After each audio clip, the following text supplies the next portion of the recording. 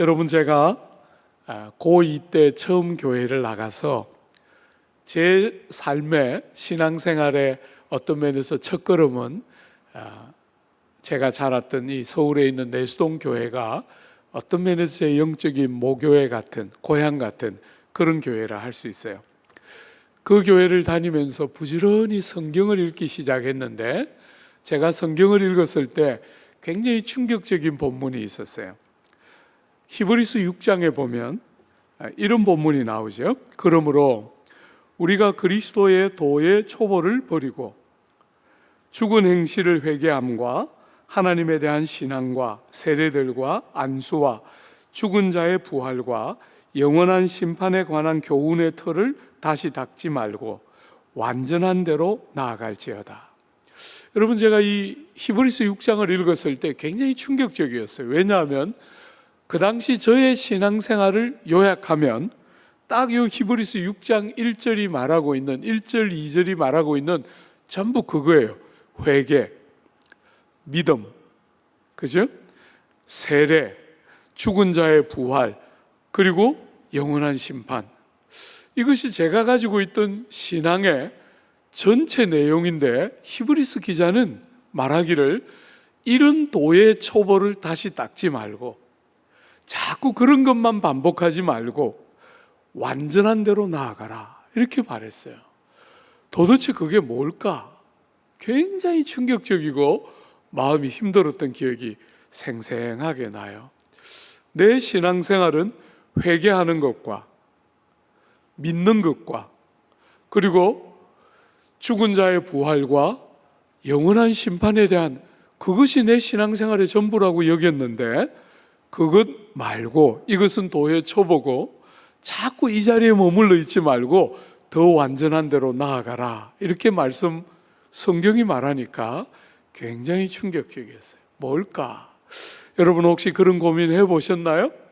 우리가 신앙생활을 30년 혹은 40년 이렇게 할 때 주님이 오늘 히브리서 6장 본문이 말하고 있는 것처럼 완전한 대로 나아가라 할 때, 여러분들이 도의 초보를 반복해서 닦지 말고 더 완전하고 온전한 대로 나아가라 그럴 때 그게 뭔가, 여러분의 신앙생활 안에 그런 요소가 들어있는가 한번 고민해 보신 적 있는지 모르겠어요. 어떤 면에서 우리가 오늘 이 에베소서 3장을 통해서 보고 있는 이 바울의 기도는 우리로 하여금 완전한 대로 나아가라 할 때 그게 뭔지를 잘 보여주죠. 그죠?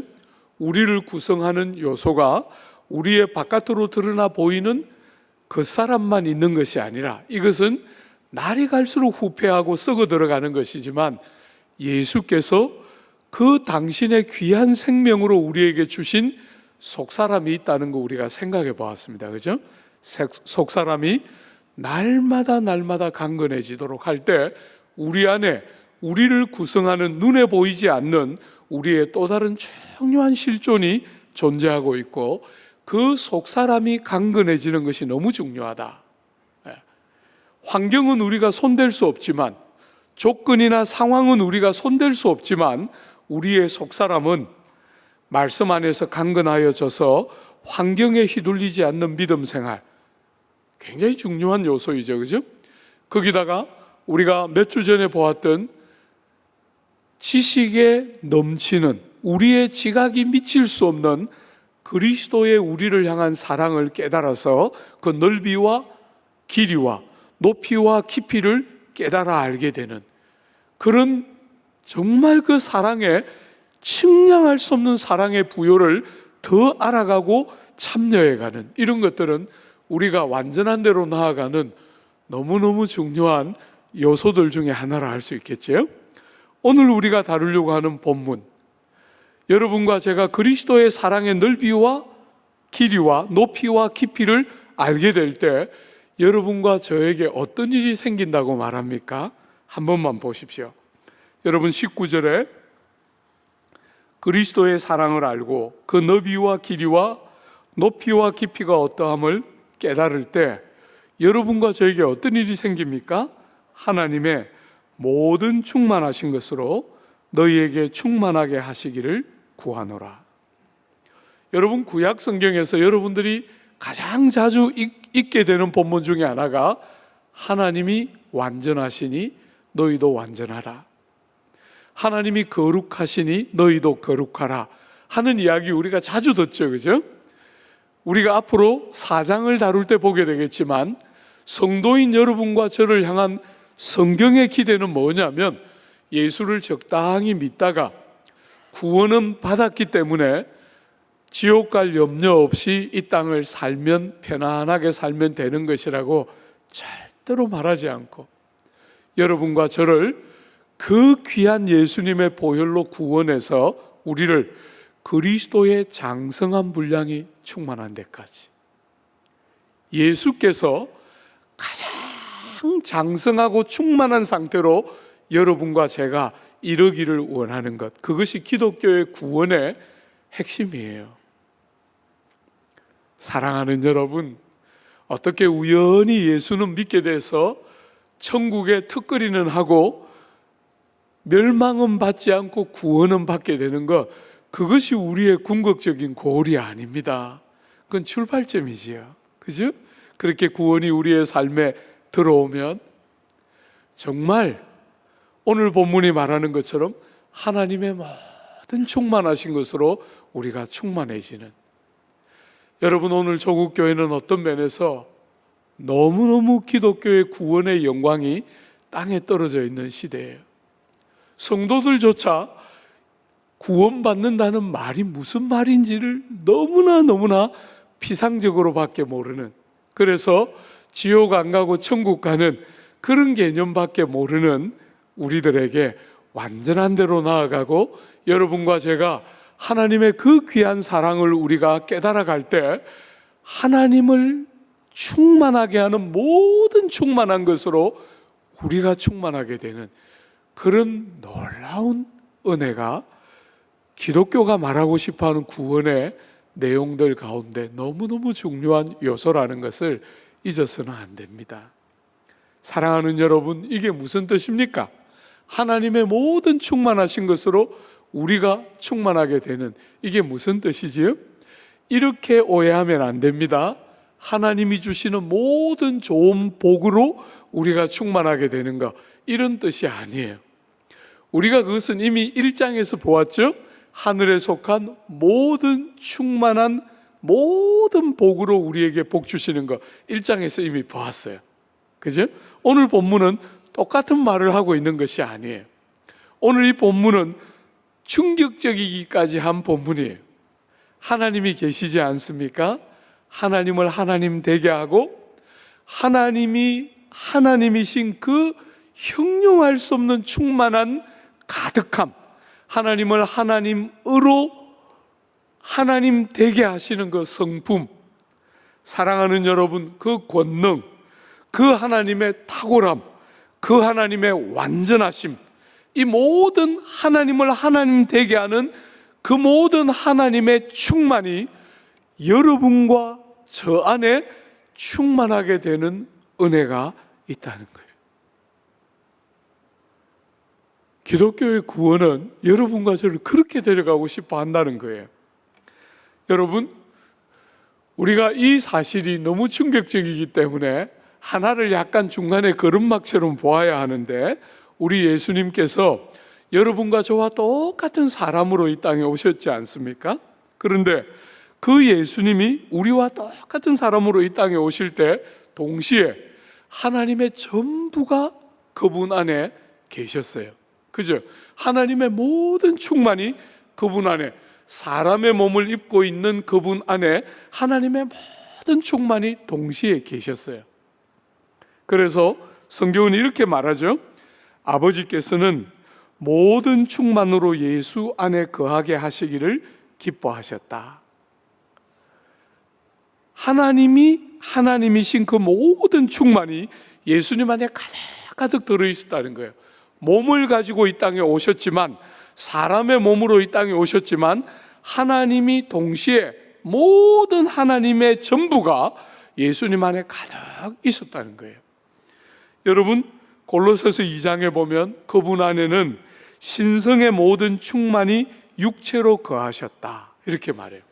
하나님 되시는 하나님의 전부가 육체로 거하신 것이 예수님이신데, 예수님이 그렇게 이 땅에 오신 이유는 여러분과 제가 구원을 받아서 천국에 턱걸이 하는 것이 아니라, 벌을 안 받고 벌을 면하고 복을 받는 자리에 거하는 정도가 아니라, 그 예수님 안에 있었던 하나님의 충만하심이 우리 안에도 모든 충만으로 충만하기를 원하신다. 성경은 이렇게 말하고 있다는 거예요. 그러니 오늘 조국교회가 대변하고 있는 기독교와 구원의 진리는 얼마나 부분인지 몰라요. 그죠? 얼마나 부분인지 몰라요. 그저 이 땅을 사는 동안 잘 살도록 힘을 주고 하나님의 도움을 받아 돈을 버는데 좀 도움을 받고 이 땅에서 남들과의 관계에서 좀 도움을 받는, 자꾸 그 정도로 기독교를 전락시켜요. 그런 요소도 들어있지요. 그죠? 이 땅을 사는 동안도 우리는 하나님의 도움이 필요한 존재이기 때문에 정말 그렇게도 하시지요. 그러나 여러분, 그게 전부가 아니에요. 그건 정말 너무나 작은 일부예요. 여기에 저보다 연배가 많으신 선배님들은 다 경험하시겠지만, 지나놓고 보니까 세상이 말하는 게 얼마나 헛개비예요. 그죠? 세상이 좋다고 말하는 게 얼마나 헛개비예요. 그건 정품들이 아니에요. 사랑하는 여러분, 여러분과 저 안에 하나님을 구성하는 모든 충만한 것으로 우리를 충만하게 하기를 바울은 기도하고 있어요. 사랑하는 여러분, 오늘 바울이 지금 어디에 있는지 한 번만 생각해 보십시오. 여러분이 서신을 보내고 이런 에베소 성도들을 위한 기도를 하고 있는 바울은 지금 어디에 있습니까? 감옥에 있습니다. 감옥에. 바울은 지금 우리가 지금 신앙생활 하는 이런 시대에 신앙생활을 하고 있는 사람이 아니에요.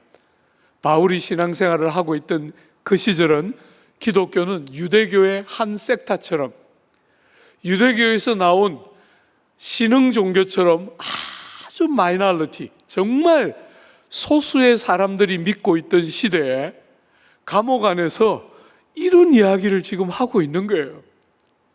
이렇게 엄청난 숫자를 가지고 미국에서부터 영국에서부터 무수한 선진국들이 다 믿는 종교인 기독교를 우리는 믿고 있으면서도 기독교를 그리는 그림이 얼마나 제한되고 작은지 한번 보세요.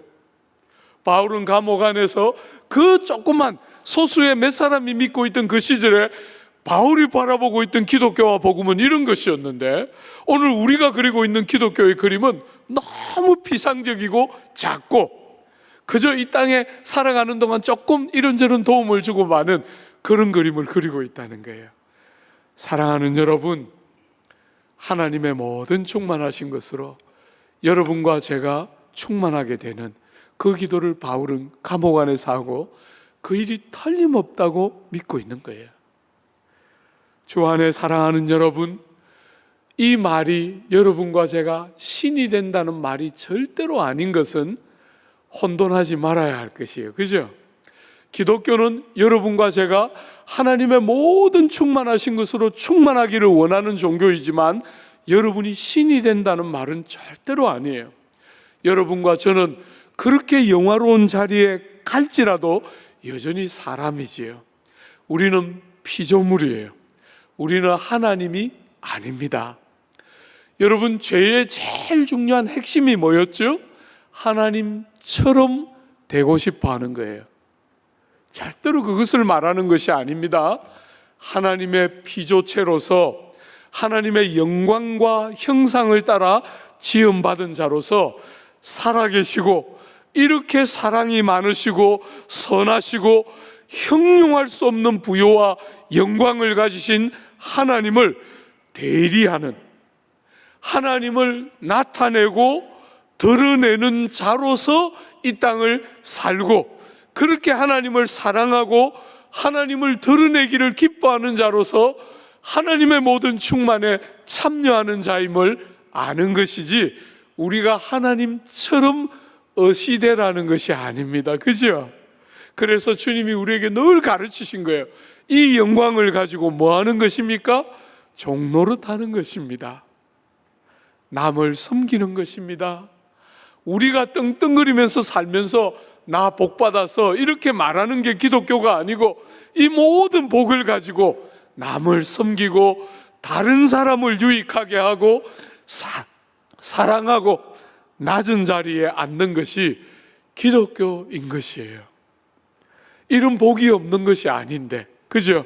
이 모든 것을 가지고 남들을 섬기고 영화롭게 하는 것이지요. 사랑하는 여러분, 하나님의 그 전능하심, 하나님의 전지하심, 하나님의 절대자 되심, 우리가 그런 것을 참여하는 것은 아니지요. 그죠? 그러나 그 외에 여러분이 보신 것처럼 성령의 9가지 열매처럼 하나님의 그 귀한 성품, 우리가 참여하게 됩니다. 하나님처럼 다스리는 자의 영광을 참여하게 됩니다.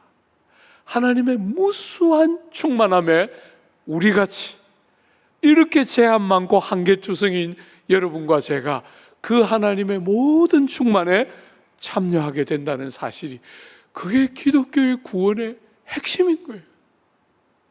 그 영광이 보여야 감옥 안에 들어가도, 그죠? 감옥 안에 들어가도 세상이 빼앗아갈 수 없는 기쁨이 있는 것이지.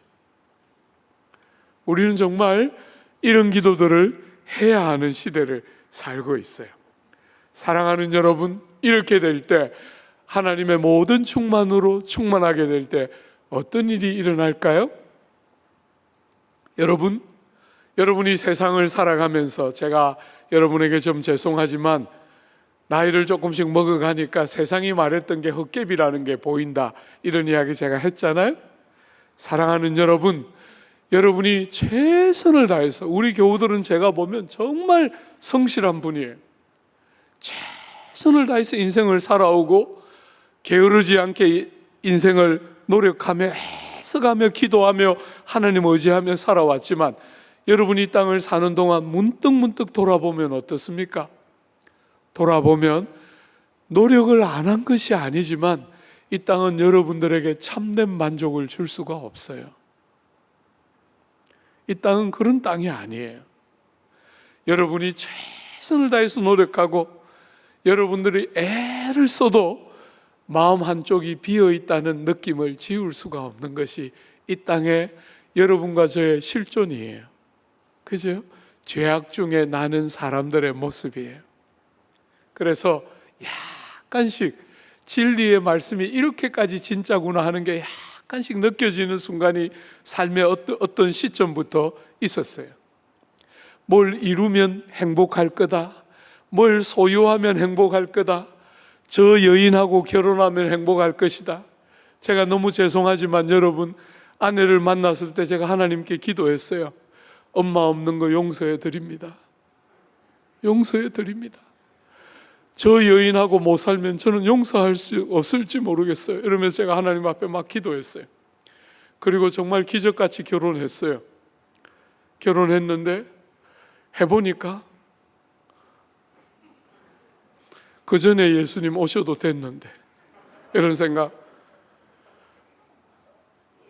뭐 우리가 뭘 못 살아서 그런 뜻이 아니고, 그죠?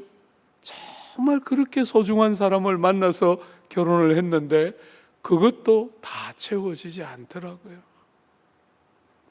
여러분 인생살이가 정말 그렇지 않습니까? 그런데 하나님의 모든 충만이 우리 안에 충만으로 경험되고 참여되기 시작할 때 우리 안에 참된 감격, 참된 기쁨, 참된 만족, 이 땅을 사는 동안에 이 썩을 그 사람을 여전히 우리가 가지고 사는 동안에도 빼앗길 수 없는 안식과 영광과 참된 감사가 우리의 영혼 속에 있게 되는 것이지요. 여러분, 전도서를 썼던 솔로몬은 그 모든 세상의 좋은 것들을 다 소유하고 다 경험했지만 그가 썼던 결론은 무엇입니까? 헛되고 헛되며 헛되고 헛되니 모든 것이 헛되도다. 이것이 이 땅을 사는 모든 인생들의 어쩔 수 없는 채워지지 않음, 공허함의 반복인데, 우리 예수 세상 오셔서 뭐라 그러셨지요?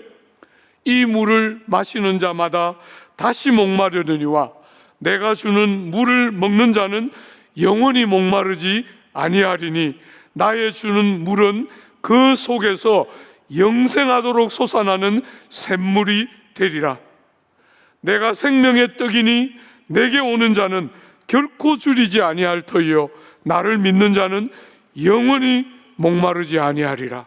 주님 그렇게 말씀하신 그 놀라운 일이 이 땅을 살아가는 동안에도 우리의 삶에 경험되고 맛보아지기 시작하는 영광이 주를 아는 하나님의 사람들의 특권이고 영광이지요. 오늘 사랑하는 여러분, 이 기도가, 이런 우리의 간구가, 이런 것이 그저 희망사항에 그치지 않고 정말 우리의 삶에 이루어지고 응답되는 것을 바울은 너무나 분명하게 믿고 있어요. 왜요? 한번 보십시오. 21절에 20절에 우리 가운데서 역사하시는 능력대로. 여러분, 이 기도가 틀림없이 이루어지는 첫 번째 이유가 뭡니까? 하나님이 지금도 우리 가운데서 일하시며 역사하시기 때문이에요. 예수께서 이 땅에 오셨을 때 사람들에게 안식일에 일하시고 계시는 예수님을 보면서 사람들이 예수님을 공격했을 때 그때 예수님 뭐라 그러셨어요? 내 아버지께서 일하시니 나도 일한다, 이렇게 말씀하셨어요. 우리 예수께서 우리에게 말하고 싶어 하신 하나님의 모습 중에 하나는 일하시는 하나님이에요. 지금도 일하고 계시는 하나님이시에요. 그죠? 바울이 이런 기도를 할 때 이 기도가 응답될 줄 믿는 첫 번째는 하나님이 일하고 계시고 지금도 역사하고 계시기 때문이에요. 아버지 하나님이 제일 좋아하는 것은, 사랑하는 여러분, 여러분이 기도의 자리에서 하나님을 부르는 그 부름보다 아버지에게 더 큰 기쁨은 없어요. 여러분, 지지난주에 우리 이철 목사님이 오셔서, 지난주에 이철 목사님이 오셔서 설교를 하셨을 때 제가 그때 영아부, 유아부, 유치부 모처럼 쭉 이렇게 우리 아들, 딸들이 있는 그 교육관에 쫙 갔는데, 여러분, 제가 그 교육관에 갔더니, 영아부에 갔더니 깐난쟁이가 어느덧 이렇게 커가지고 뛰어다니고 걸어다니는데 저한테 막 달려서 툭 안겼어요. 세상에 그것보다 더 행복한 거 있어요? 여러분, 세상 살면서 어린아이들이 아빠, 목사님, 할아버지 하면서 쫓아와서 턱 안기는 그것보다 행복한 거 세상에 있습니까? 여러분과 제가 하나님 앞에 기도할 때 하나님의 마음이 정확하게 그렇다는 거예요. 이 세상이 얼마나 수고로운 세상인지 아시고 우리의 연약함과 한계를 잘 아시는 아버지께 우리가 아버지를 부르고 찾을 때 일하기를 원하시고 역사하고 계시는 그 하나님께서 우리의 기도를 듣는 것은 가장 큰 기쁨과 행복 중에 하나인데, 우리의 기도를 들어 역사하지 않을 이유가 뭐가 있겠어요? 성경은 여러분과 제가 구하기 전에 우리에게 있어야 할 것이 무엇인지를 하나님 우리 아버지가 다 알고 계시다고 말할 정도로 기도를 권면하고 격려하고 있어요. 거기다가 오늘 본문은 거기다 하나를 더 더했어요. 한번 보세요. 우리 가운데 역사하시는 능력대로 우리가 구하거나 생각하는 모든 것에 더 넘치도록 능히 하실 이에게. 우리는 때로 뭘 구해야 할지 진짜 잘 몰라요. 그죠? 목사인 저도 뭘 구해야 할지 모를 때가 정말 많아요. 그런데 주님은 언제나 우리가 구하는 것이나 심지어 생각하는 것보다 더 넘치도록 풍성하게. 여러분, 우리가 경험적으로는 때때로 우리가 원하는 것보다 하나님이 안 주시는 것 같고 우리가 원하는 시간표보다 하나님이 늦게 일하시는 것 같을 때가 간혹 있지 않습니까? 저도 기도 생활하면서 자주 그런 불평했어요. 하나님, 나는 씨가 다릅니까? 아무 것이는 주고 왜 나는 안 주십니까? 하나님 앞에 불평 참 많이 했어요. 참 많이 했어요. 그런데 여러분이 다 경험하신 것처럼 하나님은 우리가 원하는 대로 안 하실 때는 간혹 있지만 그분이 그분의 시간이 되어서 일을 하실 때는 상상할 수 없는 영광을 가지고 우리의 구하는 것이나 우리의 생각하는 것과 비교할 수 없는 풍성함으로 우리의 기도를 응답하시고 역사하시기를 얼마나 좋아하시는지 여러분이 다 겪어왔지요? 담력을 가지고 구해야 합니다. 우리는 희망사항을 하고 있는 것이 아니에요. 예수께서 우리를 위하여 돌아가심으로 완전한 것이 지불되었고 그분의 모든 충만이 우리에게 임하도록 예수께서 우리의 몸을 가지고 이 땅에 오신 구주의 이름으로 기도하기 때문에 우리의 기도가 응답되지 않을 아무 이유가 없는 줄 알고 확신 중에 하나님 앞에 기도해야 합니다. 사랑하는 여러분, 이런 이야기를 다 하고 나니까 바울이 마음에 하나님의 영광에 대한 감격으로 사로잡혔어요. 그죠? 하나님의 모든 충만으로 충만케 하시는 그 영광스러움과 기도에 이렇게 응답하기를 좋아하시는 아버지에 대한 생각을 하고 나니까 그 마음이 하나님의 영광에 사로잡혀서 이렇게 본문을 마무리하고 있는 거예요. 교회 안에서와 그리스도 예수 안에서 영광이 대대로 영원 무궁하기를 원하노라. 사랑하는 여러분, 바울이 하나님께 영광을 돌리고 하나님의 그 영화로움을 높여 찬양하고 있는 이 바울의 모습을 한번 보십시오. 사랑하는 여러분, 이 선함과 이 풍성과 이 모든 부요와 우리 같은 티끌 같은 인생들이 하나님의 모든 충만에 참여하는 이 모든 것은 하나님이 거저 주시는 은혜예요. 얼마나 자격 없는 여러분과 저 같은 사람에게 거저 주시는 은혜이므로 모든 것이 하나님을 영화롭게 하기 위해서 다시 하나님께 돌아가야 한다, 이렇게 고백하고 있는 것이지요. 여러분, 우리가 사는 이 시대는 정말 끝없는 공격적인 무신론이 지배하는 시대예요. 코로나 사태가 벌어지면서 교회는 더 땅바닥에 떨어졌습니다. 사람들이 교회를 아무렇게나 말하고 교회를 일반적인 다른 종교 중에 하나인 것처럼 아무렇게나 폄하하기를 조금도 주저하지 않고, 불교의 절들은 그렇게 안 하는데 너희는 왜 주일마다 모여서 그렇게 말썽을 부리냐, 그냥 세상 사람들이 하나같이 교회를 보는 눈이 그렇지 않습니까? 공격적인 무신론이 지배하는 시대입니다. 거기다가 교회는 이런 영광이 뭔지, 이런 감격이 뭔지를 잘 모르고 너무나 피상적인 신앙생활과 끝없는 기독교 명목주의, 이름은 있는데 내용은 자꾸 쇠하여져 가고 너무나 많은 사람들이 쉽게 타협하고 혼합하면서 정말 하나님의 영광이 땅바닥에 떨어지는데, 하나님의 이름의 영광에 대한 아픔, 하나님의 이름의 영광을 향한 열심, 이런 것들은 현저하게 사라져가고 있는 것이 오늘 우리가 사는 시대예요. 대학교 2학년 때 성경을 읽다가 고린도전서 10장을 읽고 너무너무 감격했어요. 너희가 먹든지 마시든지 무엇을 하든지 하나님의 영광을 위하여 살라 하셨을 때 제가 정말 인생의 목표를 발견했다. 내가 예수님 때문에 하나님의 영광을 위하며 살아야지. 내가 뭘 하든지, 그때는 정치를 하고 싶어야 할 시절인데 내가 뭘 하든지 하나님 영광을 위하여 살아야지.